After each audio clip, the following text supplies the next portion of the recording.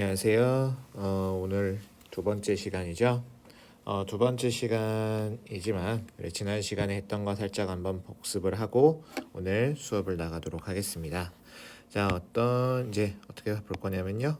지난 시간에 했던 여러분들 이 판서라고 해야 되나? 이거를 보면서 할 거예요. 자, 우리 맨 처음에 이 중국사입니다. 중국이 문호 개방을 하는 과정이었죠. 처음에는 1차 아편 전쟁 이걸로 우리가 영국이 이제 청나라를 굴복을 시켰었습니다. 그래서 청나라는 이제 무엇을 내어주게 됐냐면 이 난징 조약으로서 5개 항구를 내어주게 되고요. 공행제도 폐지하고 홍콩도 내어주게 됐어요. 그리고 우리 이 동아시아에 일반적으로 이 식민지 국가들 그 문호 개방한 국가들한테 이제 적용됐었던 것들이 다 적용이 되게 됩니다. 최애국 대우와 영사재판권, 그 다음에 관세 자주권 이런 것들을 상실하게 됐었다라는 거 우리 알아두시고요. 배경에 대해서가 우리가 더 중요해요. 사실 어떤 사건의 원인, 그 다음에 결과가 상당히 중요합니다. 과정은 사실 중국사는 과정이 그렇게 특히나 이 전쟁의 과정은 그리 중요한 편이 아닌 것 같아요. 그러니까 이런 내용들이 있었다라는 거 흐름 정도만 가볍게 알아두시고 원인과 결과만 우리가 좀 더 강조해서 볼게요. 자, 그리고 이 1차 아편 전쟁으로 이들이 이제 이 영국이 원하는 이제 이 이익을 볼 수 있을 줄 알았지만 원하는 대로 이익을 보지 못합니다. 그러면서요, 이들은 그 이익을 보지 못하고 있는 이유가 바로 뭐냐면 아직 항구가 5개밖에 열려서 그렇다라고 하면서요, 항구를 추가적으로 늘려달라라는 그런 요구를 했었습니다. 자, 그리고 이 프랑스도 2차 아편 전쟁에 개입하게 되는데요. 프랑스 같은 경우에는 이 중국 내부에서 불법적으로 선교하는 활동을 벌이는 선교사들이 있었거든요. 자, 이런 선교사들을 이제 처형하고 이게 왜 지워지냐? 이런 선교사들을 처형하고요. 그 다음에 이 추가 항구 이 영국 같은 경우에는 항구 추가 요구를 이 청나라한테 했지만 청나라는 거절을 했죠. 자, 이거 시비를 걸어야 되겠죠. 에로 사건이라는 사건을 통해 가지고 이 에로 사건 자체는 이 명칭 자체는 매우 중요해요. 자, 이 2차 아편 전쟁이 발발하게 된 원인 이 두 가지 반드시 기억하셔야 됩니다. 그리고 이 사건으로 인해서 결국에는 이 영국 프랑스 연합군이 쳐들어오게 되죠. 그리고 이제 가볍게 이겨버립니다. 자, 텐진 조약을 체결하게 되는데요. 자, 이 텐진 조약 체결할 때까지 체결하면서 이제 이 중국은 어디까지 점령을 당하게 되냐면은 텐진까지 점령을 당하게 됩니다. 아직 베이징까지는 점령이 당하지 않았다고 했어요. 자, 그리고 그들은 원하는 걸 얻어내게 돼요. 10개 항구를 개항한다. 그리고 그리스도 교포교의 자유를 인정한다라는 그런 내용을 이제 얻어내게 됐었습니다. 그리고 베이징에 영사관을 이제 두는 것을 허용한다라는 그런 내용까지도 이제 얻어내게 됐었어요.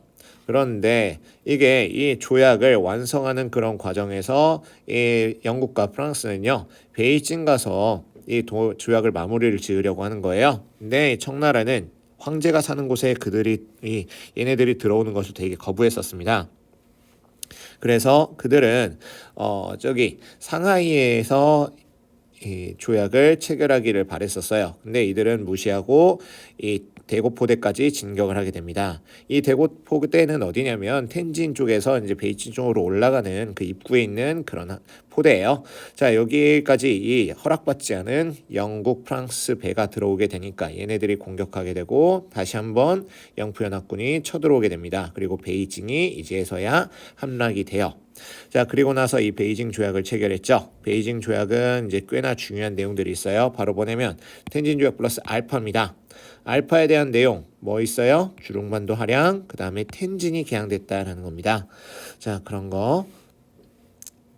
그리고 이 사이에 40년대와 50년대 사이에 태평천국 운동이라는 운동도 있어가지고 크리스트교가 뿌리가 됐었던 그런 종교 국가를 만들려고 했었다라는 거.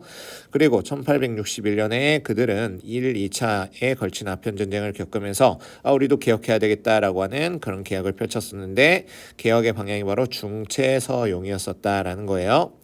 자, 이 양문동은 실패했습니다. 그래서 이 실패 결국엔 마침표를 찍었던 전쟁이 바로 청일전쟁이에요. 자, 청일전쟁은 어떤 의의를 가지고 있냐면 어찌 보면 양무운동 대 메이지 유신이에요. 이건 개혁의 방향이 약간 다르죠. 여기는 바로 정치 체제 이런 것들은 중국의 것을 쓰고 그 다음에 서양의 기술을 받아들인다라는 거잖아요.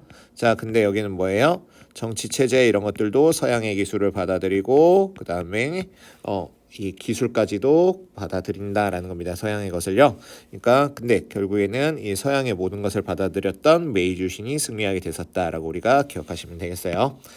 자, 그리고요. 변법 자강 운동이 실패하게 되니까 이 서양식, 이 일본식의 개혁을 따라야 된다라고 했었던 이런 사람들이 등장하게 됐지만 보수파에 의해서 100일 만에 실패하게 됐었다라는 그런 내용이고요. 자, 의화단 운동이라는 운동이 벌어지게 돼요. 열강들이 이제 이 사이에 이 청나라 호구네라고 하면서 이 열강들이 어마어마하게 이권 침탈을 해가거든요. 그러면서 이 화단 운동, 이 열강들을 이권을 이제 우리가 우리 힘으로 벗어나자라고 하는 그런 운동이 벌어졌고, 이 청나라를 도와서 이 양놈들을 몰아내자라고 하는 무청멸량의 표로서 이제 전개가 됐었는데, 청조가 이걸 지원을 했다가 이 외국군, 그러니까 연합군에 의해서 이제 이 의화단 운동이 진압이 되게 됩니다. 청조마저 이 연합군은요 공격을 해버리고 청조에게 이 신축조약 베이징 의정서를 강요하게 되는데요. 이 내용은 바로 어떤 내용이 핵심이라고 했어요? 베이징에 외국 군대가 허용된다라는 그런 내용이 있었죠. 자, 그런 내용과 그 다음에 우리는 일본에 대해서 배웠었어요. 자, 일본은 어떤 내용이 있었어요? 일본은 미국에 의해서 강제로 문호 개방을 당했었죠. 어떤 미일 화친 조약 이런 것들이 있었고요. 그 다음에 4년 뒤에 미일 통상 조약 이런 것들이 있었습니다. 미일 화친 조약은요 항구를 열게 됐어요. 그래서 시모다, 하코다테 이런 항구를 열게 되고요. 그리고 이 미일 통상 조약은 이제 이 상업에 관련된 그런 구체적인 조약들이 체결됐었다라는 겁니다.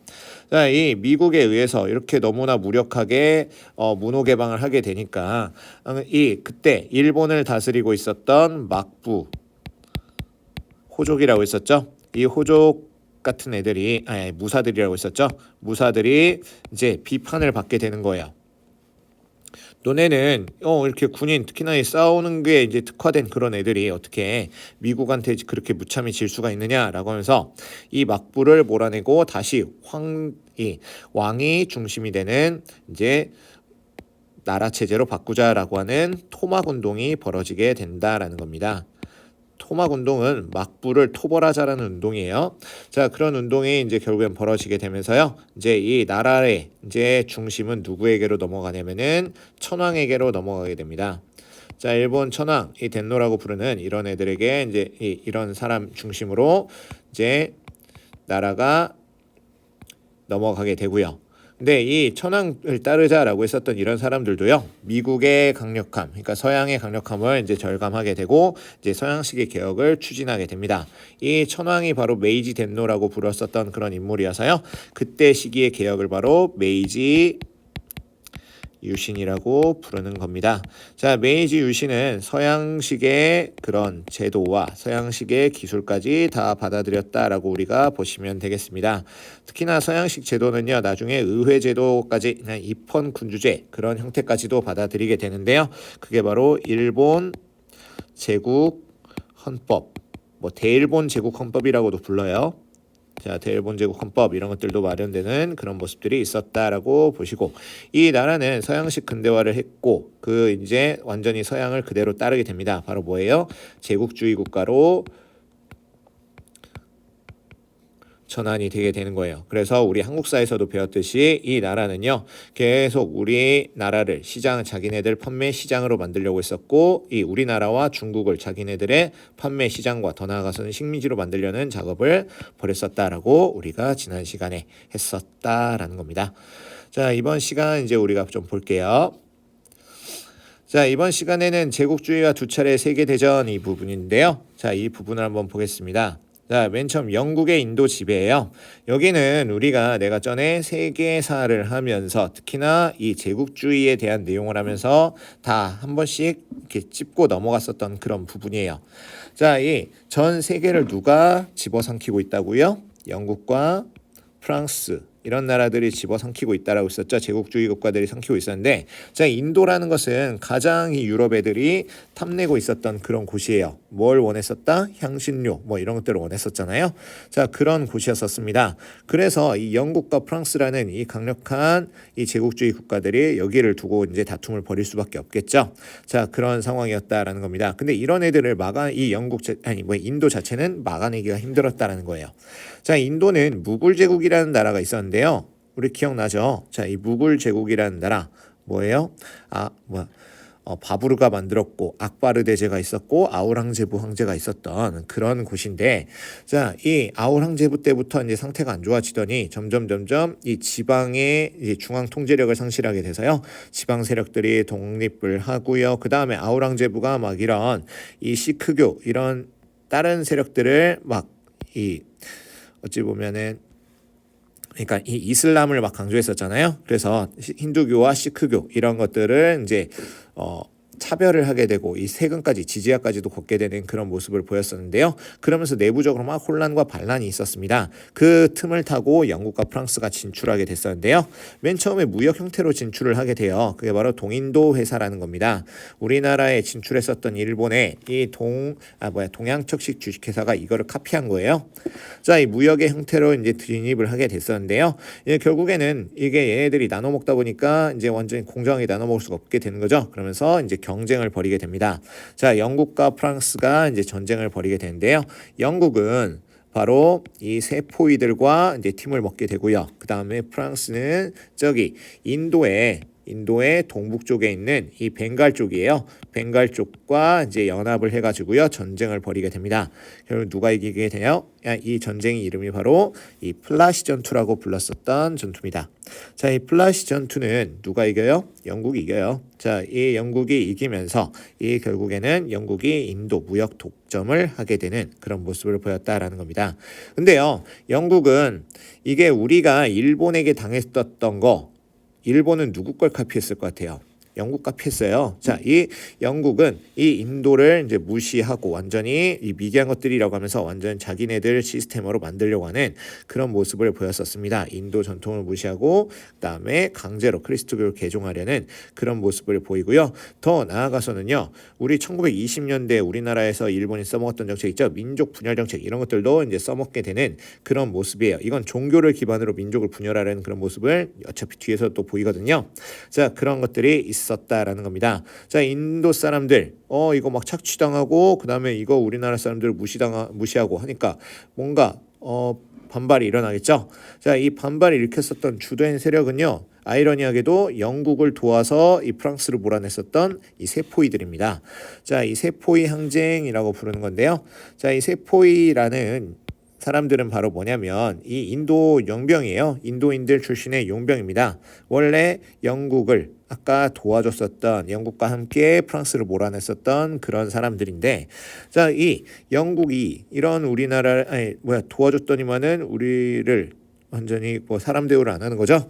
자, 그리고 또 뭐냐면 인도를 문화를 무시하는 그런 통치를 한다라는 겁니다. 그리고 또 하나 가장 직접적인 배경은 바로 뭐냐면 이 세포이들이 쓰는 무기가 있어요.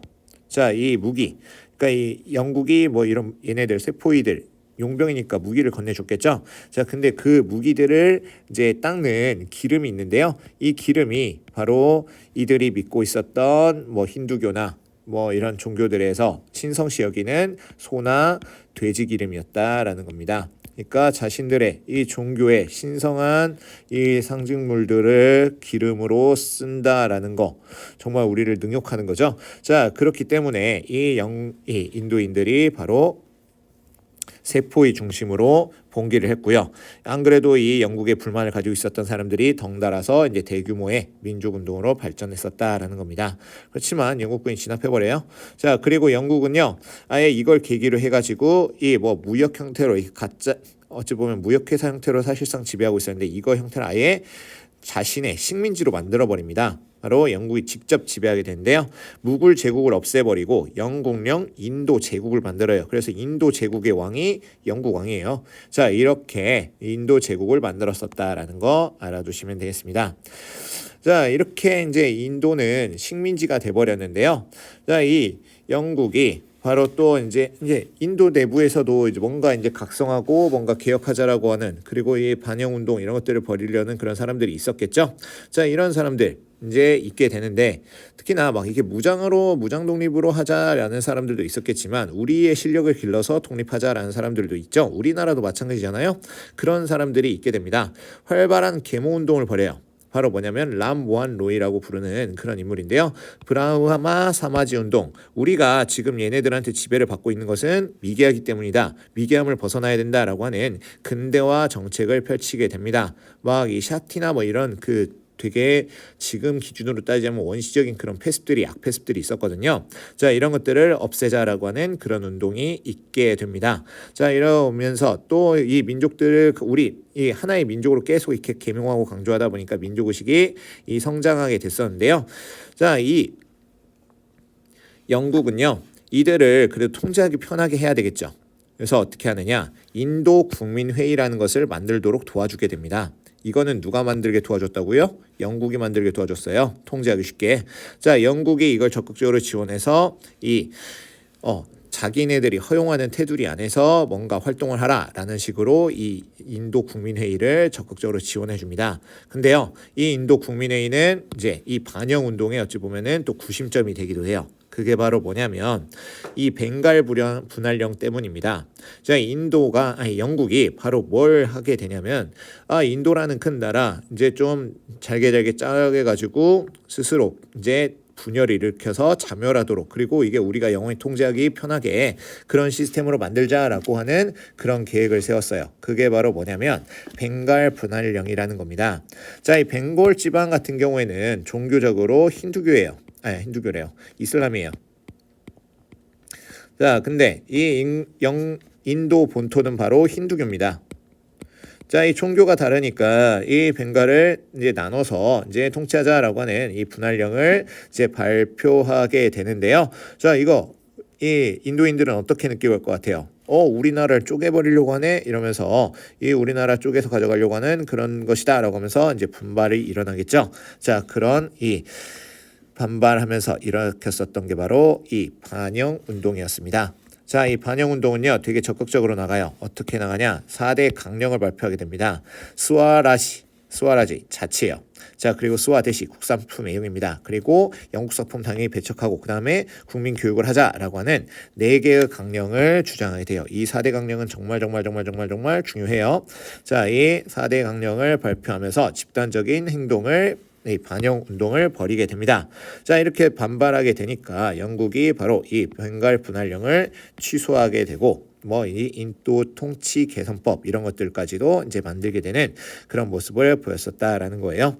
이 벵갈이라고 하는 곳이 바로 어디냐면은 이 동쪽이다라고 우리가 알아두시면 돼요. 자, 이 벵갈 여기는 나중에 방글라데시가 되고요. 그 다음에 여기가 이제 서쪽이 파키스탄이죠.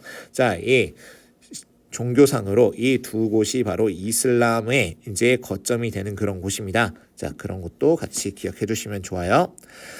자, 그리고 오스만 제국입니다. 이 오스만 제국은 사실 엄청나게 큰 나라였었다라고 내가 전에 한 번도 얘기한 적 있죠. 바로 뭐예요? 지금 여기 여러분들 이 색깔, 남색인가요? 이 색깔로 한번 여러분들 보세요. 오스만 제국은 이만큼 넓었습니다. 옛날 이런 이 이슬람 제국에 비해서는 약간 작긴 하지만 그래도 이게 어디까지 간 거예요? 동유럽, 오스트리아, 헝가리를 포위한 적도 있을 정도로 이렇게 영토가 엄청나게 넓었습니다. 자, 이렇게 넓었었던 이런 나라가요, 점점 힘을 잃게 돼요. 자, 어떤 식으로 힘을 잃게 되냐면 이 오스만 제국이 엄청나게 커지게 된 배경이 커지게 작용을 도와줬었던 그런, 도와준다라기보다는 이런 역할을 했었던 부대가 바로 예니체리였습니다. 개종 크리스트교도를, 어린 소년 크리스토교도를 개종해가지고 이제 이 군인으로 써먹었었던 그런 예니체리들인데요.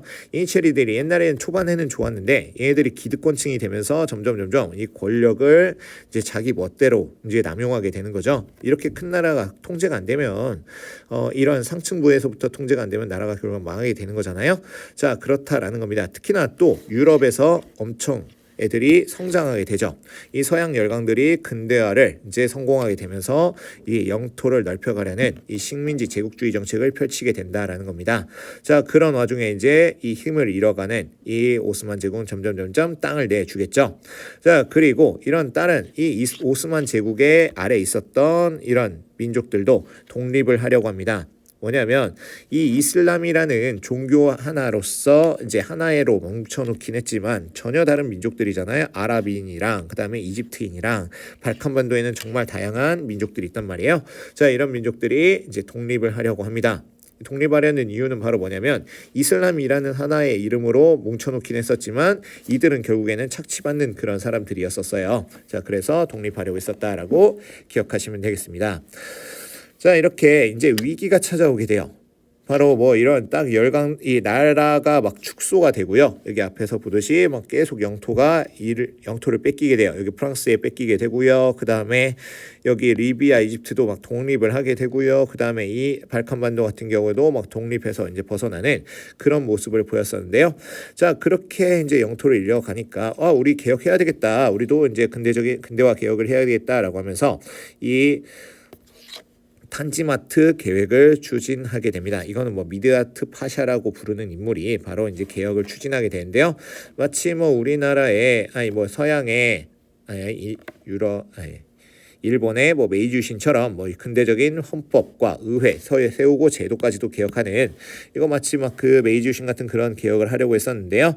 자, 이거 보수파에 의해서 이제 반발이 일어나게 되고요. 그 다음에 이 술탄도 전제 정치를 이제 부활하면서 왜냐하면 자기가 법 테두리 안에 들어가 버리는 거잖아요. 이런 것들 좀 부정적인 그런 것들을 가지고 있었다라는 겁니다. 그런 과정에서 이렇게 반발하는 과정에서 러시아 이런 나라들도 이런 유럽이 이 오스만 제국이 전혀 종교적으로도 다른 이런 애들이 더 커지면 안 되겠죠. 계속 그렇게 간섭을 하게 되면서 결국에는 개혁이 중단되게 됩니다. 특히나 이 러투 전쟁이라는 전쟁, 러시아는 전 세계적으로 남쪽으로 내려오라고 했었죠. 특히나 이 투르크 오스만 제국이 약한 것을 이제 깨닫고 이제 러시아가 이제 밑으로 내려와서요. 투르크 오스만 제국을 이겨버려요. 자, 그러면서 영토를 이제 많이 뺏기게 되고 그다음에 이 유럽 애들이 이 오스만 제국을 이제 통제까지도 하는 그런 모습을 보이게 됩니다. 자, 이렇게 되면서 압둘 하미드 2세라는 사람은 근데 이런 지금 대내적인 위기와 그다음에 개혁이 필요한 그런 상황임에도 불구하고 압둘 하미드 2세는요. 전제 정치, 오히려 거꾸로 가는 정치를 펼쳐요. 그러면서 이거 지금 뭐 하는 거냐라고 하면서 청년 투르크당이 다시 우리 저기 앞에서 했었던 탄지마트처럼 입헌 정치를 부활하고 이런 근대적인 개혁을 해야 된다라고 하는 이런 것들을 요구하게 됩니다. 근데 그런 것들을 안 들어주죠. 그러니까 이들이 바로 무장혁명을 통해 가지고요 권력을 잡게 됩니다. 근데 이 청년 투르크당이 마냥 좋은 것만 아니에요. 바로 뭐냐면 투르크라는 이름을 갖췄죠. 투르크는 종족 이름이에요. 민족 이름입니다. 투르크족. 이 중심이 되는 그런 당이에요. 한마디로 투르크족 이외에는 이 차별하고 하는 그런 종족들이었었습니다. 그러면서 타민족을 탄압하면서요 또 상당한 비판을 받고 내부적으로 또 혼란을 겪게 되는 그런 모습도 있었다라고 기억하시면 되겠습니다. 여기 내용들은 가볍게 한 번쯤 읽어보시고요. 자, 그리고 아랍인데요. 아랍이라고 부르는 곳은 바로 어디냐면은 옛날 지금 아랍 지역 기름 나는 곳이죠. 자, 그런 곳이에요. 자, 그쪽인데 이쪽 같은 경우에도 내내 누구의 지배 아래 있었어요. 사실상 오스만 제국 거의 아래 이 지배 아래 있었어요. 왜냐면 여기는 약간 이렇게 독립된 형태로 있기는 하지만 이게 이 이슬람이라는 이름 하나로 사실 이렇게 간섭을 받고 있었다라는 겁니다. 근데 이들도 이제 뭔가 이슬람을 이제 초기 이슬람 정신으로 돌아가자라고 하는 와하브 운동을 통해 가지고요. 그들이 또 이 민족이 하나로 뭉치자라고 하는 그런 운동을 벌였었다라는 거예요. 그래서 와하브 왕국 이런 것들을 세우고 그다음에 그런 운동을 벌였었다라는 거고요. 또 그 북쪽에 있는 이란이라는 곳은 원래 이란은 어떤 민족이냐면 페르시아예요. 우리 페르시아 들어본 적 있죠? 뭐예요? 옛날에 페르시아 엄청나게 컸었잖아요. 페르시아 뭐 아케메네스족, 그 다음에 사산조, 페르시아 이런 애들 있잖아요. 자, 이런 민족이 중심이 됐었던 그런 나라인데요. 자, 이란은 19세기에 이제 카자르 왕조라는 게 이제 들어서게 되는데, 자, 이 카자르 왕조가 이제 또 이 열강들에 의해 먹잇감이 돼버리게 됩니다. 만약 러시아와 영국 이런 나라들한테 많은 영토를 뺏기게 돼요. 이 위치상으로 그럴 수밖에 없어요. 바로 뭐냐면 여기 아마 뒤에 나오나? 여기 지금 인도입니다. 인도 쪽에서 이쪽으로 밀고 들어오겠죠. 그 다음에 러시아죠. 러시아에서 이쪽으로 밀고 들어와요. 그러니까 여기가 바로 이 카자르 왕조가 이제 열강들 러시아나 영국한테 뺏기게 되는 곳이에요. 자, 이렇게 이제 이 사실상 독립적인 지위를 이어나가기 어려운 이 지정학적인 위치를 가지고 있었습니다. 자, 그런데 이렇게 영토를 뺏기고 이권 침탈을 당하게 되니까 이거를 이제 우리가 막아내자라고 하는 민족들의 이 국민들의 움직임이 있었어요. 그게 바로 담배 불매 운동입니다. 담배는 어느 나라가 유명해요? 영국이죠. 자, 영국 이런 담배들을 이제 불매하자라는 그런 운동이 있었다라는 겁니다. 자, 물론 실패하고 이 나라를 이제 뺏기게 돼요. 뭐 이런 여기 밑에 어차피 써 있으니까요. 이란이 이제 입헌 혁명이라는 걸 하게 돼요. 그래서 여기도 이제 혁명이라는 이름이 붙을 정도로 뭐냐면 입헌 군주제의 헌법을 이제 제정하고 이권을 회수하자라는 그런 이제 개혁이 일어나게 됩니다. 그렇지만 이 러시아와 영국이 이제 개입을 하게 되면서요. 결국에는 좌절되고 그다음에 나눠 먹게 돼버리게 됩니다. 자, 그런 내용이었다라고 알아두시면 되겠고요. 자, 그리고 이집트, 그 다음에 아마 아프리카가 나올 거예요. 자, 이 부분 슉슉슉 한번 보겠습니다. 이 이집트는요, 우리 지난번에 한번 했어요. 바로 뭐냐면 이 이집트라는 곳은 원래 아까 오스만 제국의 영역이었습니다. 근데 오스만 제국으로부터 벗어났어요. 자, 이제 이 완전한 독립을 한 건 아니고요. 뭐 자치권을 얻어내게 됩니다. 이 무함마드 알리가 이제 좀 벗어나는 이제 자치권을 얻어내는 그런 모습을 보이게 되고, 그 다음에 좀 근대적인 개혁을 추진하게 돼요. 자, 근데 이 근대적인 개혁을 추진할 때 이 수에즈 운하를 건설하게 됩니다. 이 수에즈 운하라고 하는 것은 획기적인 대전환이 일어날 수도 있는 곳이에요. 지금도 이 수에즈 운하가 막히면요, 전 세계의 경제가 멈춰요. 그럴 정도로 이 수에즈 운하는 매우 중요한 곳인데, 자, 이거를 외국에게 빚을 어마어마하게 지고 이거를 만들게 됩니다. 나름 이게 노린 한 방이었지만 이게 결국에는 빚을 갚지 못하게 되면서 이 수에즈 운하 빚을 갚지 못하게 되면서 영국에게 이제 이 권리를 내어주게 되고 사실상 영국의 보호국이 돼버리는 그런 모습을 보였었다라고 알아두시면 되겠습니다. 자, 그리고 아프리카인데요. 자, 아프리카 알제리가 어디 있을까요? 예, 아프리카의 서북 쪽이에요. 여기 있습니다. 자, 그리고요. 줄루 왕국 어디 있을 것 같아요? 줄루 왕국은 저 남쪽입니다. 자, 일단 알제리부터 볼게요. 알제리는요, 프랑스가 이제 여기를 지배하게 돼요. 자, 이 프랑스와 영국이 막 아프리카를 집어삼켰었죠. 막 이렇게 이 프랑스는 횡단 정책, 그 다음에 이 영국은 종단 정책 이런 정책을 펼쳤었잖아요. 자, 아까 뭐 영국이 이집트를 집어먹었듯이 여기 이집트 카이로부터 여기 케이프타운까지 하는 종단 정책이고요. 그 다음에 이 프랑스 같은 경우는 알제리에서 마다가스카르까지 이렇게 이어지는 그런 제국주의 이게 나라를 뺏어가는 그런 모습들을 보였었다라는 겁니다. 자, 이 줄루 왕국이라고 부르는 곳은 바로 어디냐면요, 이 저 남쪽이에요. 자, 다이아몬드 광산을 이제 차지하기 위해서 이 줄루 왕국이라는 곳을 공격하게 되는데요. 자, 여기 지배자는 샤카줄루라는 인물이었어요. 자, 이 이산드로아나 전투에서요, 이 처음엔 영국을 이깁니다.